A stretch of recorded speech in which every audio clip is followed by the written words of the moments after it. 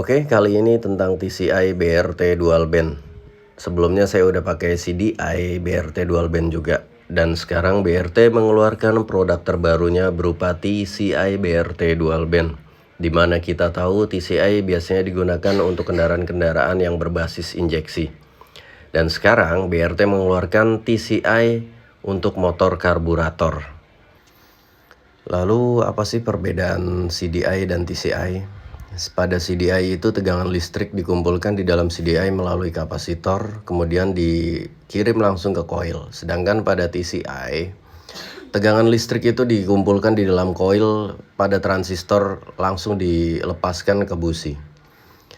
Lalu perbedaannya adalah pada sistem settingnya. Pada CDI itu yang bisa disetting hanya timing pengapiannya saja, sedangkan pada TCI ini timing pengapian berikut percikan apinya dalam busi itu bisa diatur besar kecilnya. Karena biasanya pada start awal kita butuh api yang lebih besar sehingga bisa dengan mudah untuk menstarter motornya. Lalu kemudian saat RPM meningkat, kita butuh mengecilkan api sehingga tidak terjadi pre-ignition. Ya, kalian bisa cari-cari di Google tentang apa sih perbedaan CDI dan TCI itu. Kebetulan saya udah pakai ini dan rasanya emang jauh banget lebih enak TCI ini daripada CDI-nya. Nggak tahu kenapa. Saya udah pakai ini udah sekitar 1 bulanan. Oh ya, untuk TCI ini nggak bisa pakai coil lain ya. Jadi harus pakai TCI BRT dan coil khusus untuk TCI dari BRT juga. Nggak bisa pakai coil lain. Ini TCI yang tipe tune-up racing dual band. Dan ini bentuk dari coilnya. Coilnya harus coil BRT yang berbasis untuk TCI juga. Nggak bisa pakai coil lain. Walaupun coil original motor karbu injeksi nggak bisa. Jadi TCI ini harus pakai coil yang satu paket dengan TCI ini. TCI BRT-nya. Dan ini free businya. Jadi setiap pembelian itu kita dapat free busi iridium dari BRT. Ada 2 opsi juga, busi ataupun kampas rem keramik BRT. Lalu ini kabel untuk soket dual bandnya. Kita bisa aktifin dual band atau mode biasa non dual band. Ini untuk soketnya dan kemudian ini wiring harnessnya. Ini masuk ke negatif semua. Jadi 2 kabel ini masuk ke negatif, ke soket negatif coil juga pada bautnya. Dan ini kabel-kabel yang ada di TCI-nya. Ini masuk ke soket original motornya. Kebetulan ini motor Jupiter MX. Terus ini soket dual band. Dan ini yang masuk ke wiring harnessnya. Ini dua-duanya itu sama-sama negatif. Nih kabel 2 ini. Ini contoh terpasangnya. 2 kabel harness tadi yang nyambung itu masuk ke negatif. Dan ini masuk ke negatif bodi rangka nih yang ada di baut. Jadi begini. Terus yang hijau ini nih masuk ke sekun yang ada di motor. Sekun positif yang ada di motor. Ini sekun positif untuk kabel coilnya.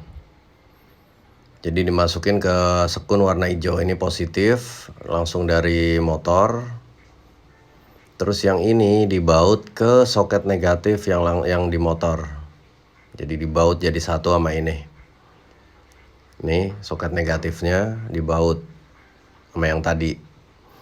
Ini yang udah kepasang. Dan ini yang udah dipasang, itu yang udah dipasang dibaut. Terus ini soket positifnya, ini negatif. Lalu saya pakai cop busi punya Ninja RR. Nggak tahu kenapa saya lebih percaya cop busi ini. Buat di motor, entah motor apapun yang punya saya selalu pakai cop busi Ninja yang original. Yaudah sekarang kita coba berikut hasilnya.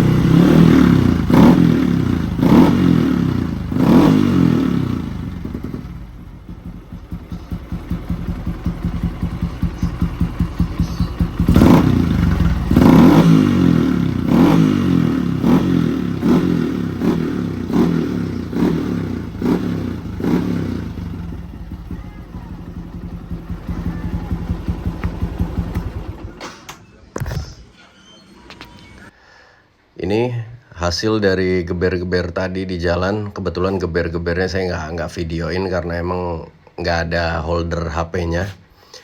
Ini jadi warnanya putih banget. Ini tanda bahwa ini kering banget jadinya. Sebelumnya pakai CDI BRT dan Quelia Z itu udah merah bata.